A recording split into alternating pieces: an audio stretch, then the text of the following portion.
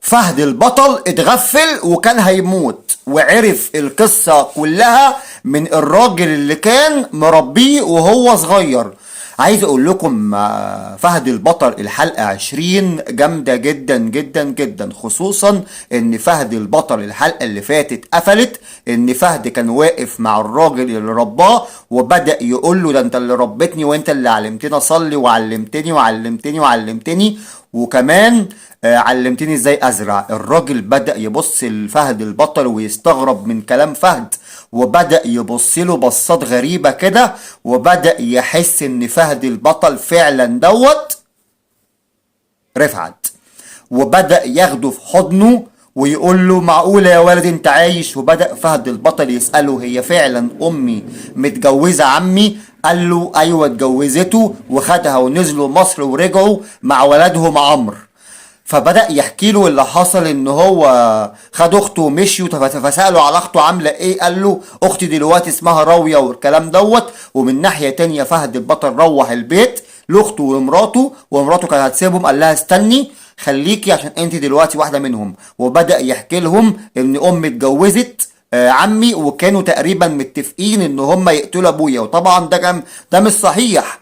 فهد فهم غلط وفهم اخته الكلام غلط. ومن ناحية تانية بقى، قبل ما فهد يسيب البلد كان واحد من ضمن الناس اللي هم اعداء عم فهد رايح يحاول يقتل عم فهد اللي هو احمد عبد العزيز، ولكن حد ضربه بالرصاصة وعم فهد ما حصلوش حاجة. ولكن فهد خد الراجل دوت ووداه وانقذه، ووداه للمعلم بتاعه، والمعلم بتاعه قال له انت مين؟ قال له مش مهم، المهم ان انا ليا خدمة عندك في يوم من الايام. وخد بعضه ومشي. وبعد كده شامل راح لمرات اخوه اللي فهد البطل قتله، وقال لها مش نفسك تخلصي من فهد البطل اللي قتل جوزك؟ قالت له ماشي. قال لها خلاص احنا، واتفق معاها قال لها احنا هنجيبه من غير ما يعرف وهضربه على الشمع على دماغه. قالت له تمام ماشي. المهم بقى شامل راح لابو مرات فهد وطلقها واتفق معاهم على القصة كلها. وفعلا فهد جاله تليفون وهو قاعد مع مراته واخته، فراح. بس فهد طلع ذكي، جاب صاحبه وجاب ناس معاه، وراح لقى صاحبه مربوط وقال له مالك، فلقى أرملة اخو شامل والناس ملمومين عليه. قال لهم ايه ده، انا كده اتعمل عليا حفلة. المهم قال لهم بس انا جاهز. المهم ريكو والناس جم وكلهم هجموا. وبعد قام فهد البطل بدأ يضرب يضرب يضرب، ولكن طليق مرات فهد البطل جاي يضربه بالشومة، قامت جارية قالت له يا فهد، قامت مضروبة شومة على ظهرها. صلي على محمد، صلى على محمد السلام. وقام ايه فهد البطل رايح بقى لشامل بعد ما عرف مكانه في مكان مهجور، ودخل عليه بالطبانجه وقال له حقك عليا يا فهد، مش انا اللي عملت كده في اختك ومش عارف ايه. قال له بقول لك ايه، انت كده كده ميت. المهم قال له خساره فيك الطلقه. قام حاطط الطلقه في جنبه، وقام طق طق طق طق، قام مديله بالروسيه. وقام رايح بقى فاتح الميكرويف حاطط فيه طبق المونيا. ويوعى يا جماعه حد يعمل الحركه ديت لانكم شفتوها بعينيكم، وده حقيقه فعلا.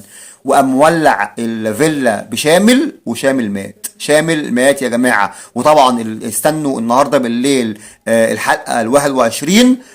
ومن ناحية بقى تانية، عمرو الضابط اللي هو اخو فهد البطل بدأ يمسك شهادة ميلاد وتاريخ فهد البطل اللي كان طالع من الاصلاحية ومن التربية ومش عارف ايه، وبدأ يستغرب ويسأل نفسه هو ازاي توفيق التمساح رضي يجوز بنته شخص زي دوت الا اذا كان في سر ما بينهم. ومن ناحية تانية مرات العمدة التانية راحت لدكتور الصحة وقالت له انا عايزك في حاجة مهمة بدل ما افضحك. قال لها انت بتقول يا ست انت؟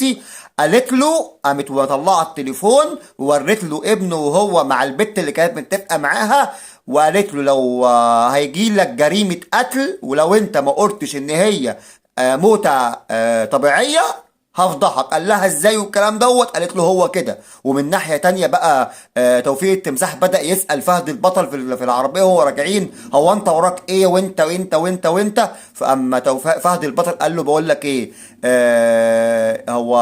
هو العمدة عارف قصة المخدرات ديت وهو فعلا بيتاجر في المخدرات. قال له انت بتسأل ليه؟ قال له عشان ابنه ظابط والكلام دوت. فقال له لا ابنه ما يعرفش حاجة. فقال له خلاص احنا لازم نخلص من ابنه ولازم طلقة بسيطة هتخلصنا منه. قال له بقول لك ايه، الكلام ده ما يتكررش تاني، انت فاهم ولا لا؟ ففهد البطل قال له بشويشه كده يا توفيق بيه ومش عارف ايه وبرها علينا، مالك متعصب كده ليه؟ قال له الكلام ده ما يتكررش تاني. قال له بشويشه بس، وقال له اللي انت شايفه غلط اعمله وبس. توفيق التمساح هيبدأ يفكر في الموضوع ويقوله الغلاب علشان ينفذوا الموضوع. بس طبعا فهد البطل هيبدأ يعرف كل حاجة من أمه، وديت القصة الجامدة اللي طبعا غلاب وقف مع مراته قال لها لو عرفت انك انت حكيتي مع فهد البطل دوت اي حاجة غير اللي انت قلتيه هتبقى نهية ومش هتعجبك. اشتركوا يا جماعة معايا علشان تشوفوا كل جديد، واللي جاي صعب يا جدعان. المهم تشتركوا في قناه قنوات احمد الباجوري، وبيجي فيسبوك تيم الباجوري، والتيك توك المخرج احمد الباجوري. السلام عليكم.